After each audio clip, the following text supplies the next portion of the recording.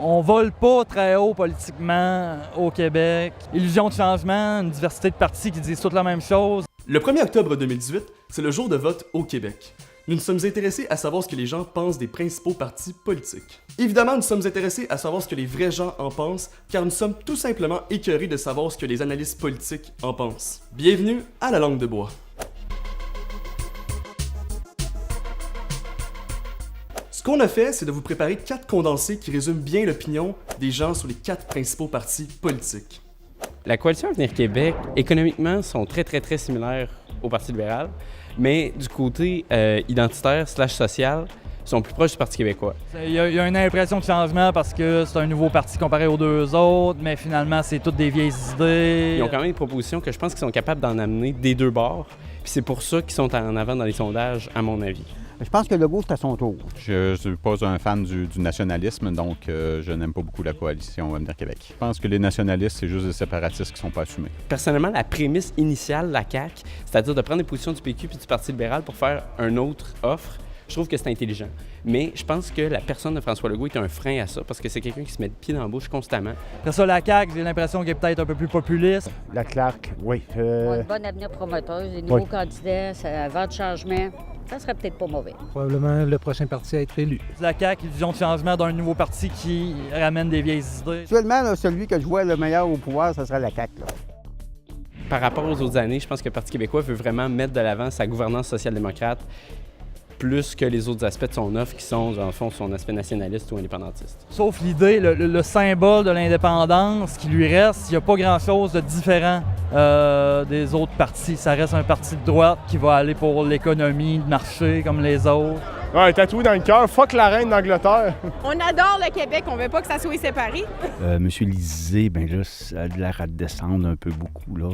Même pas sûr d'être reconnu comme un parti politique officiel. Le Parti québécois a eu une année difficile et n'a pas de chance de gagner, d'après moi. Bon, le Parti québécois, c'est le parti d'une génération qui n'est pas la mienne, donc pour moi, c'est même pas une option. C'est un parti très à gauche, du moins qui veut l'être, qui le met de l'avant de ce temps-ci, parce que lui, il l'a dit, c'est un État fort au service des gens qui veut donner aux Québécois. Fait que ça, je pense qu'il est très clair là-dessus. Le monde, on voit que beaucoup de personnes se tassent un petit peu du Parti québécois.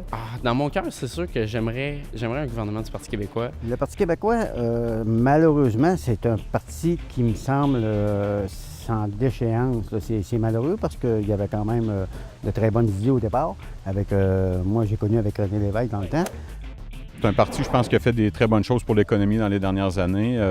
Les finances publiques, pour moi, c'est quelque chose de très important. Je pense qu'ils ont réussi à faire le ménage là-dedans. Mais bon, c'est un parti qui, clairement, c'est un parti qui travaille beaucoup pour les votes également. Très électoraliste, on va dire. La grosse austérité pendant 2 ans, les gros cadeaux pendant 2 ans après.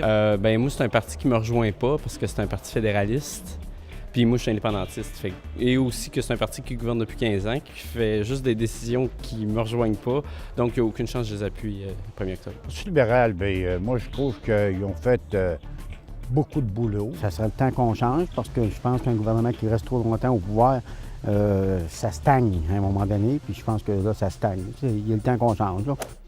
Que c'est un parti un peu bipolaire, dans le sens qu'ils ont une aile plus à Québec, que dans le fond, c'est ex-option nationale. C'est ça qui fait que Québec solidaire est indépendantiste, à mon avis, les Sol Zanetti, les Catherine Dorion, qui, eux, je pense qu'ils sont vraiment sincèrement indépendantistes, mais qui pensent, à tort, que la souveraineté passe seulement par la gauche, puis que si la souveraineté se fait pas à gauche, elle est impertinente, puis qu'elle vaut pas la peine d'être faite. Puis de l'autre côté, tu as l'aile montréalaise avec les F. Torres de ce monde, qui sont tout à fait multiculturalistes, qui, à mon avis, ça va contre l'idée de l'indépendance, qui est de se séparer de ce système-là, qui est le système canadien.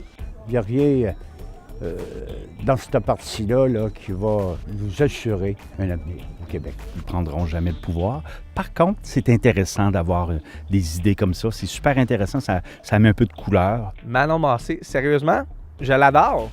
Manon défend son comté comme j'ai jamais vu, défend le Québec comme j'ai jamais vu. Sérieusement, Manon, je suis surpris d'elle.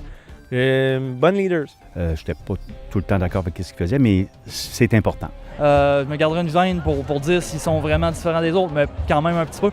C'est aux antipodes totales de mes convictions politiques, donc, mais je respecte ces personnes-là. Je veux dire, c'est des gens, encore une fois, qui ont des convictions très, très fortes. C'est peut-être ceux qui ont les plus fortes convictions, ils y croient clairement, sont là vraiment pour les bonnes raisons. Je pense qu'il y a des idées déjà un peu plus radicales, un peu plus progressistes, un peu plus social-démocrates. on sait qu'il y a à peu près 50% de l'électorat de Québec solidaire qui est fédéraliste. Donc, est-ce que c'est un parti, qui va être vraiment engagé à faire l'indépendance, considérant sa base? J'en suis pas certain. Bref, je vous invite à aller voter le 1er octobre si ce n'est pas déjà fait pour vous. Dans tous les cas, les élections, c'est le seul moment pour faire entendre votre voix avant que les gens qui pratiquent la langue de bois se foutent complètement de votre opinion pour les prochaines années.